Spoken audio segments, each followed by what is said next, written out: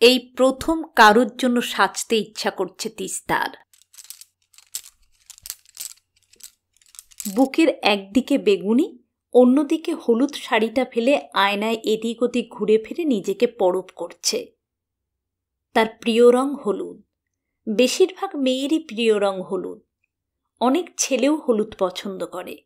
সরস্বতী পুজোর দিনে তো ছেলেগুলো পারলে বাগদেবীর বদলে হলুদ শাড়ি পরা মেয়েদের চরণে অঞ্জলি দিয়ে দেয়। রূপক বড্ড বিদঘুটে প্রকৃতির। লাল না, নীল না, কচি পাতা, গাঢ় পাতা না, শেষমেশ বেগুনি। কোন ছেলেবেলায় নাকি একবার গ্রামের বাড়িতে গিয়ে কচুরিপানার ফুল দেখে তার প্রেমে পড়ে যায়। সবুজ পাতার কোল আলো করে ফুটেছিল বেগুনি পানা ফুল। সেই থেকে ওটাই ওর প্রিয় রং। ধুস, যদিও বা জীবনে একটা ছেলেকে মনে ধরল, তার সঙ্গে পছন্দের তালিকাটাই মিলছে না। অবশ্য দুদিনের জন্য দুটো শাড়ি নিল সে। শাড়িগুলো চেন্নাই আসার সময় দিদি ঝোড়া জোর করে ব্যাগে ভরে দিয়েছিল। কাছে রাখ, স্কুলে এটা ওটা অনুষ্ঠানে পড়বি।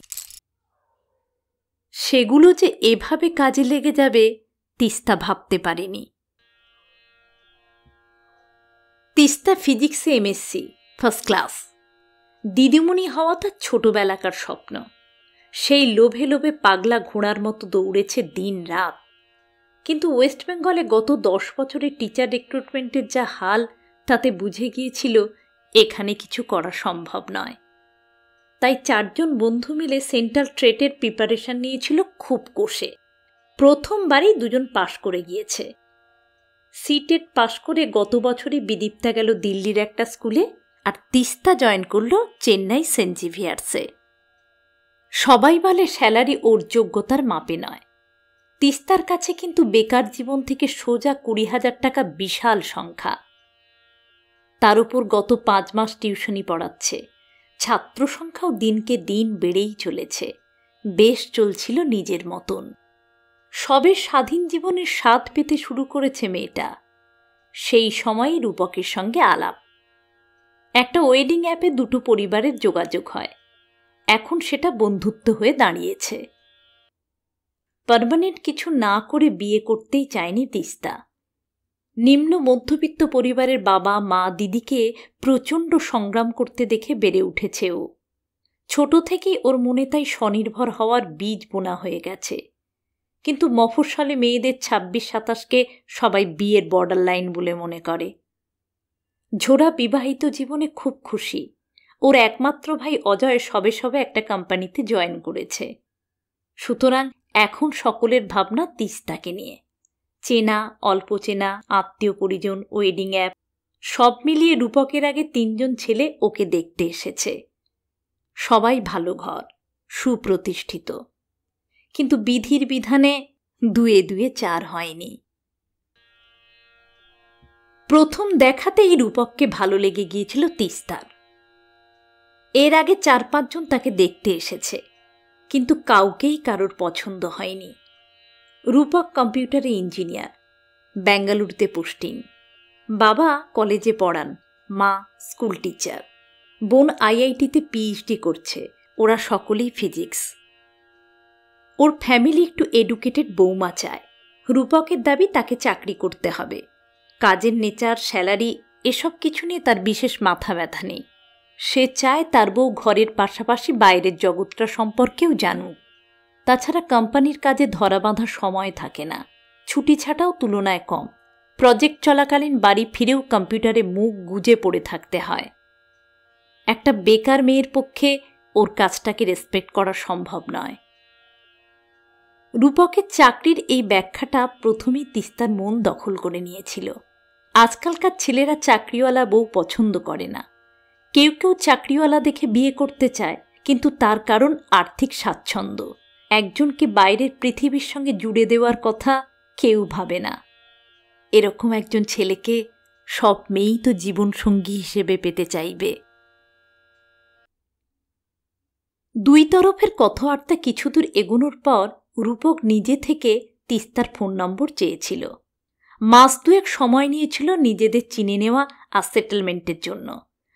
প্রথম 2-1 দিন খুব আড়ষ্ট ছিল ওরা। ধীরে ধীরে সেই বেড়া ভেঙে ফেলেছে দুজনেই। রূপকের বন্ধু অরিত্তর বিদেশে ট্রান্সফার, মায়ের দাঁতে ব্যথা, রান্নায় নুন বেশি পড়ে যাওয়া, তিস্তার বাস মিস করা, সবজি দোকানে দরাদরি, এইসব গল্পের ভেতর দিয়ে যেন সংসারই ফেঁদে ফেলেছে তারা। বন্ধু চলে যাওয়ার পর রূপক কিছুদিন একা হয়ে যায়।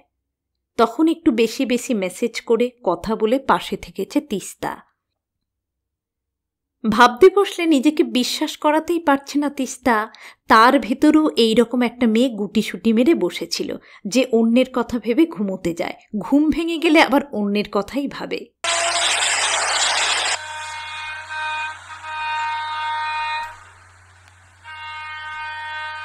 হালকা ঝাঁকুনিতে ট্রেন ছাড়ল। একটু ধাতস্থ হয়ে বাবু হয়ে বসে জানালার বাইরে চোখ ভাসিয়ে দিল তিস্তা। ছড়িয়ে থাকা বিচ্ছিন্ন কিছু আলো ছাড়া বাকি শহরটা অন্ধকারে মোড়া। তাও বাইরের দিকে তাকিয়ে আছে ও। ট্রেনে বসেও সে যে আসলে ট্রেনের ভেতরে নেই, দূরের কোনো এক আলো ঝলমলে শহরে ডুবে আছে। বাইরের দিকে তাকিয়ে সেটা অনুভব করতে ভালো লাগছে। উদাস দৃষ্টির ভেতর দিয়ে তিস্তা বয়ে চলেছে বেঙ্গালুরুর পর্যন্ত। ওখানে কয়েকটা স্কুলে নিজের সিভি পাঠিয়েছিল অনলাইনে। তাদের মধ্যে দুটো স্কুল ওকে ইন্টারভিউয়ের জন্য কল করেছে। যে কোনো একটাতে জয়েন করলে বিয়ের পিঁড়িতে বসবে ওরা। রূপক বলেছিল চাইলে ও কোম্পানি জয়েন করতে পারে। ওর যা রেজাল্ট সেটা অসম্ভব হবে না। তিস্তা কোনো আইটি সেক্টরে জয়েন করতে চায় না, তবে এখন রূপকের জন্য সেটাও অ্যাকসেপ্ট করতে প্রস্তুত।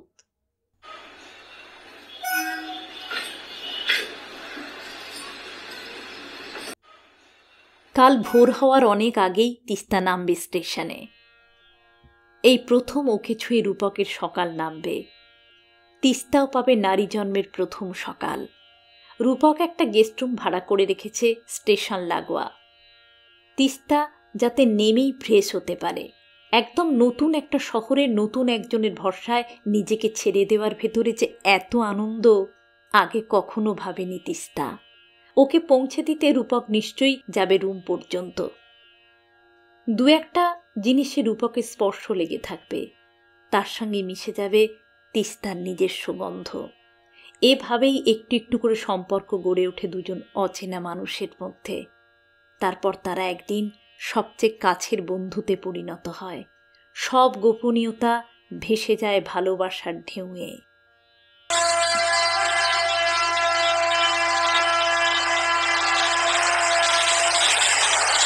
শুরু থেকেই ট্রেনটা তুমুল ছুটছে।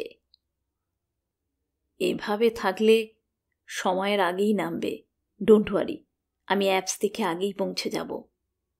রূপক মেসেজ করল। ওখান থেকে আপনার ফ্ল্যাট কত দূর? মিনিট 15।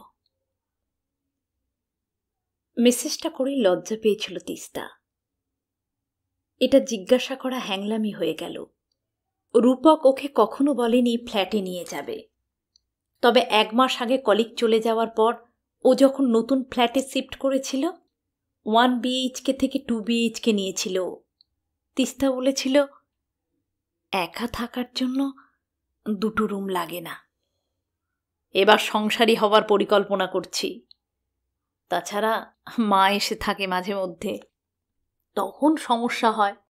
অ্যাকচুয়ালি আমার একজন কলিগ থাকতো এখানে। ও কলকাতা ফিরে যাচ্ছে, কম্পারেটিভলি কম রেন্টে পেয়েও যাচ্ছি। সুযোগটা মিস করলাম না।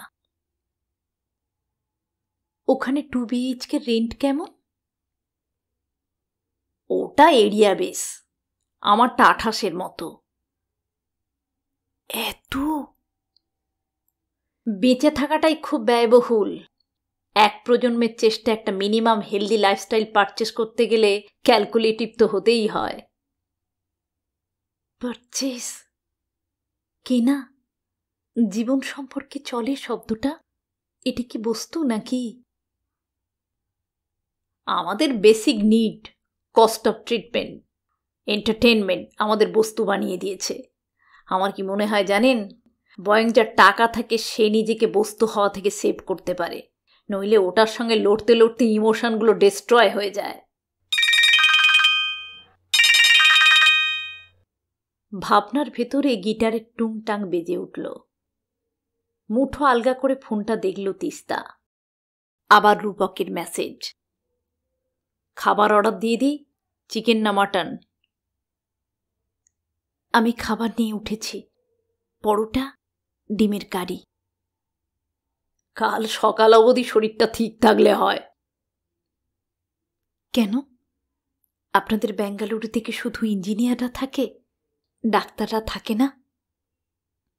ভাইভা টেবিলে স্যালাইনের বোতলটা মেডেলের মতো ঝুলবে। দুটো হাসি ইমোজি পাঠিয়ে দিল তিস্তা।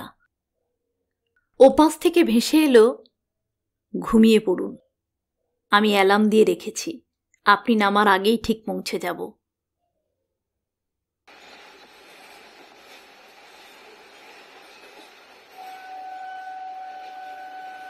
ট্রেনের ভেতরে রাত নামছে।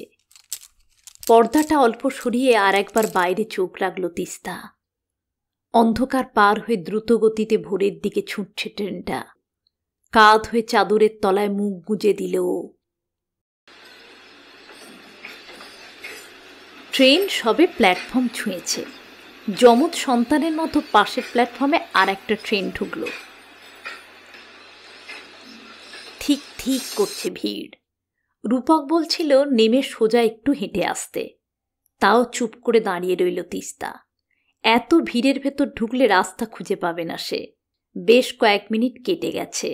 পায়ের পাতা মাড়িয়ে যাওয়া প্ল্যাটফর্ম সবে মাথা তুলতে শুরু করেছে। এদিক ওদিক তাকালো, দুদিকেই রাস্তা, দুদিকই সোজা বলে মনে হচ্ছে। কোন দিকে এগোবে ভেবে পেল না। ওদিকে নয় ম্যাডাম, এদিকে। সরসনে পিছন ফিরল তিস্তা। রূপক দাঁড়িয়ে আছে। কয়েক মুহূর্ত থম মেরে রইল, কথা খুঁজে পেল না। হাসল। রূপক বলল, ঘুম হয়েছিল? ব্যাগটা আমাকে দিন। তিস্তা বাধা দেওয়ার আগেই ব্যাগটা কাঁধে তুলে নিল রূপক। বলল, মিনিট খানেক হাঁটলেই গেস্ট হাউস। তিস্তার খুব ইচ্ছে করছে রূপকের ফ্ল্যাটটা একবার দেখা। কাল যে টপগুলোর ছবি পাঠিয়েছিল রূপক, তার বেশিরভাগই তিস্তার পছন্দ করা ইনডোর প্ল্যান। ও গুগল সার্চ করে বার করেছে কোন গাছ ঘরের কোথায় রাখলে শ্রীবৃদ্ধি হয়, প্রিয়জনের স্বাস্থ্য ভালো থাকে, গ্রহের খারাপ প্রভাব কেটে যায়। গেস্ট হাউসে ঢোকেনি রূপক। বলল, আপনার হাতে এখন ঘন্টা চারেক সময় আছে, রেস্ট নিন, তারপর রেডি হয়ে যাবেন। আমরা ডট 9টায় পৌঁছাবো। আমিও রেডি হয়ে আসছি। আপনার ব্রেকফাস্ট 8:15-20 নাগাদ চলে আসবে। চাটা ওদের কমপ্লিমেন্টারি। এলাম। উত্তরের অপেক্ষা না করেই বেরিয়ে গেল রূপক।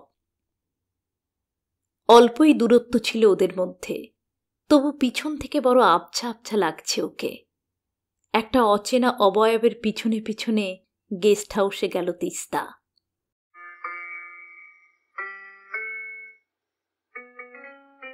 দিনটা শুরু হয়েছিল মিষ্টি ভালোবাসা দিয়ে। আজ রূপক ওর জন্য ব্রেকফাস্ট বানিয়ে এনেছে। গোবিন্দভোগ চালের ভাত, ডিম সেদ্ধ, বাটার, ঝুরি আলু ভাজা। তিস্তা ভাত খেতে ভালোবাসে, রূপক তাই ওর জন্য ভাত বানিয়ে এনেছে।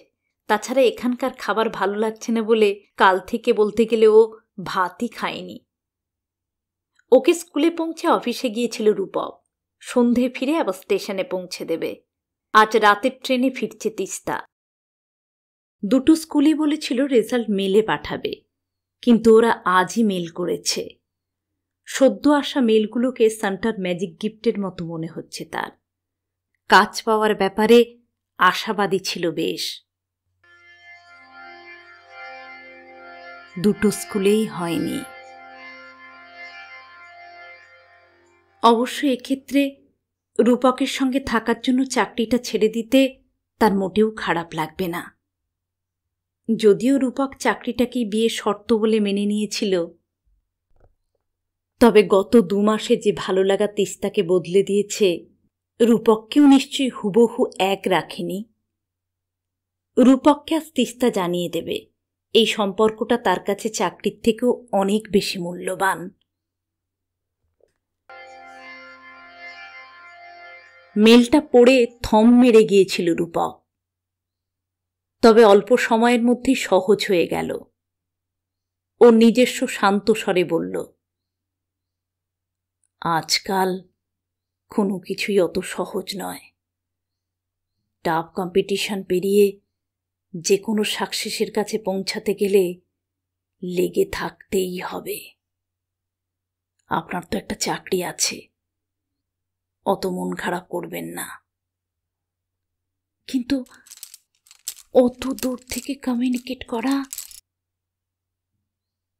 কিছুটা লজ্জা আর আড়ষ্টতা ভেঙে কথাগুলো বলেছিল তিস্তা। সেটার আর দরকার পড়বে না হয়তো। প্রয়োজনের থেকে বেশি রূঢ় হয়ে নিজেকে প্রকাশ করল রূপক। বলল, বাবা মা খুব চাপ দিচ্ছেন, বোন বিদেশে চলে যাচ্ছে, ও আমার সেটেলমেন্টে পার্টিসিপেট করতে চায়।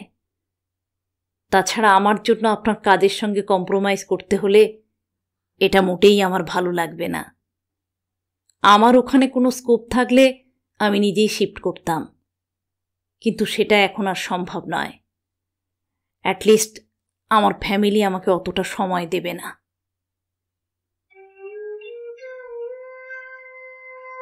চুপ করে বসেছিল তিস্তা।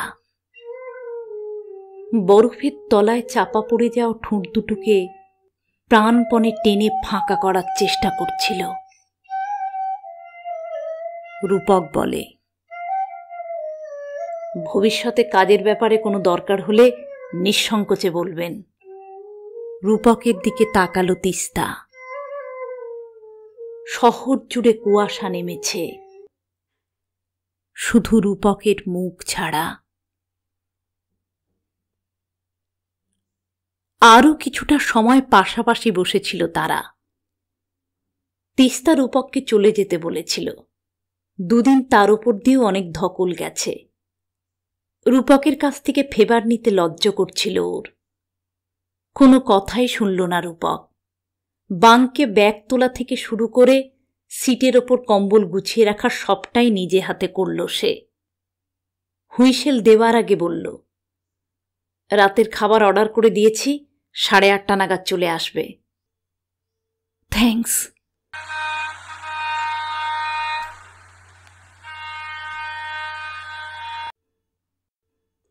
শেষবারের মতো হাসল তিস্তা। হাত নাড়ল রূপক। দূর থেকে ওর করতলগুলো উড়ে যাওয়া পাখির ডানার মতো লাগছে। অন্ধকার চিরে ঝড়ের গতিতে নিজের অভিমুখে ছুটছে তিস্তা। কম্পার্টমেন্ট জুড়ে নিস্তব্ধতা।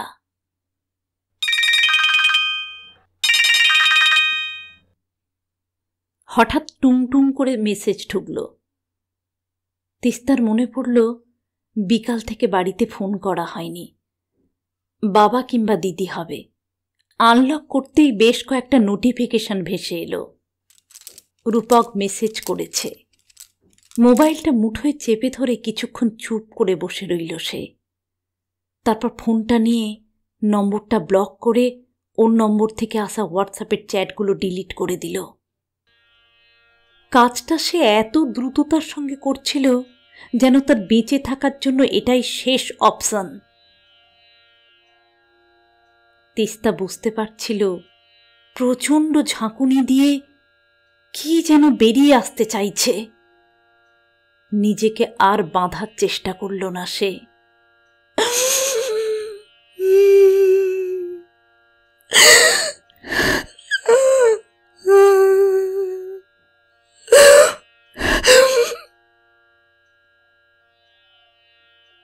বাঁধ ভাঙা বন্যার মতো কেঁপে আসছিল তার অপমান আর অভিমানেরা।